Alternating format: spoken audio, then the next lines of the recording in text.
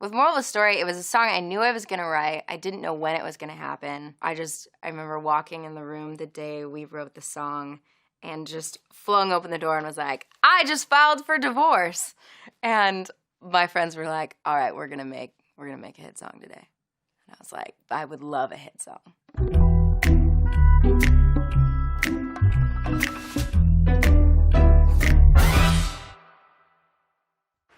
The first thing we had was the piano part.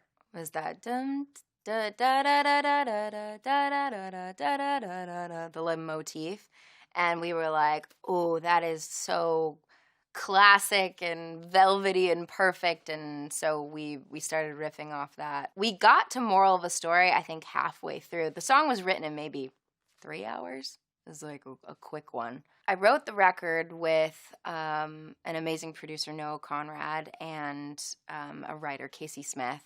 And then I got coffee with my friend Phineas. Finn kind of came in at the 11th hour and added all these like really cool like reverse snare sounds and kind of just brought it into, we wrote like a classical 70s record, and then Finn like brought it into like 2019.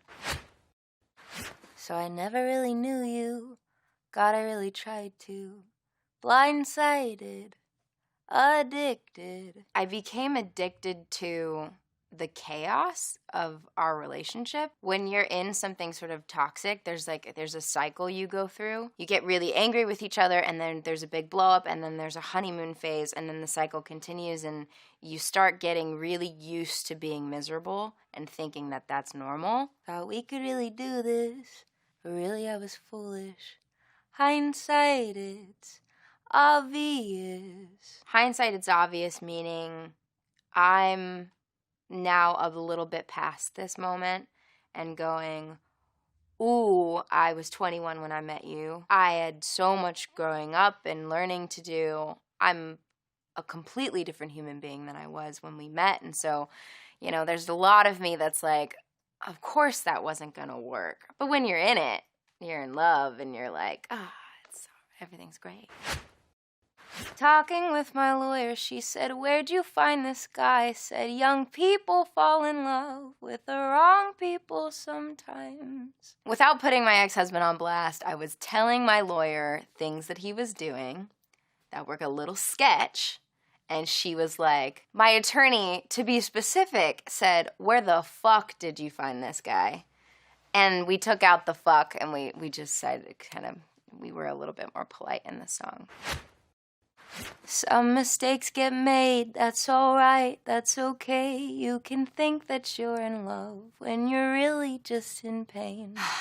I think being alone is a very isolating and vulnerable experience, and it can make you feel very shameful. Sometimes it's easier to be in a relationship than to be alone. Some mistakes get made, that's alright, that's okay. In the end, it's better for me. That's the moral of the story, babe. I've been through all the phases of grieving, the denial, the anger, trying to get back together with the person, all of those phases that are, healthy to go through. But that final acceptance moment is a really cool place to be in. Just realizing, hey, I needed to go through what I needed to go through. And as shitty as it was, I know that I'm better for it. So.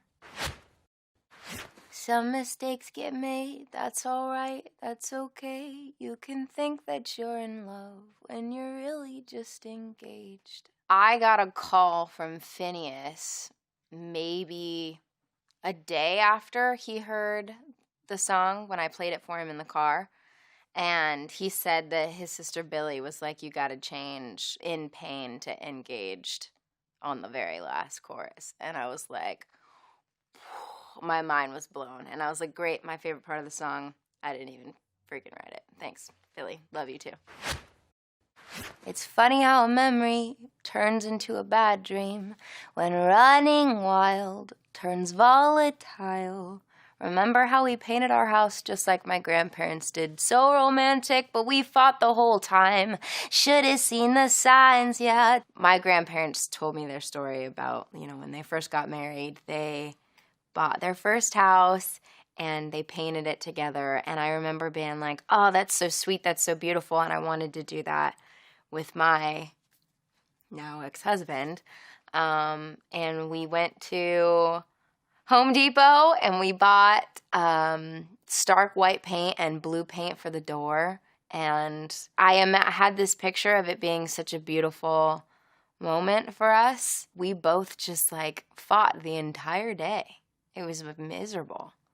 And I remember being like, how dare you take this memory for me? I'm getting so emotional. I haven't really talked about this lyric in particular. Whew. It's just a tough one. Talking with my mother, she said, where'd you find this guy? Said some people fall in love with the wrong people sometimes. My mom is way less cutthroat than my divorce attorney.